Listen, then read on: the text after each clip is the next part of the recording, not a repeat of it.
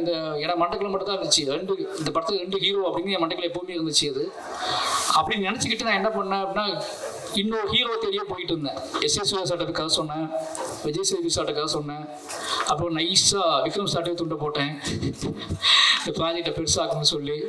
யாரெல்லாம் கண்ணுக்கு ஹீரோவாக பெரிய ஹீரோக்கள் இருப்பாங்களோ அவங்களாம் உள்ளே கொண்டு வர ட்ரை பண்ணிகிட்டே இருந்தேன்.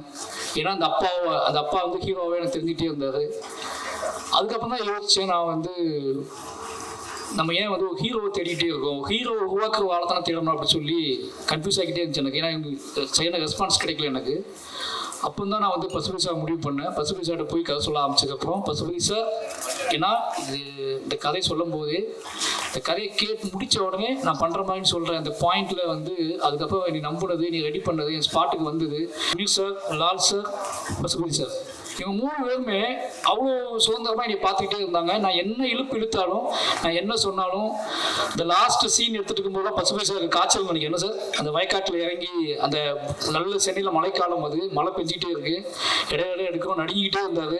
நான் நிறைய டேக் போனேன், சார்ட்டை வந்து மாற்றி எடுத்தேன். அவர் அன்றைக்கி அந்த ஷூட் முடிச்சுட்டு நேராக ஹாஸ்பிட்டல் தான் போய் அட்மிட் ஆனார். சாரி சார், அன்றைக்கி நான் உங்களோட சாரியும் கேட்கல, ஒன்றும் கேட்கல, அது எனக்கு தெரியல, நீ முடிச்சு ஆகணும்னு சொல்லி பண்ணேன்.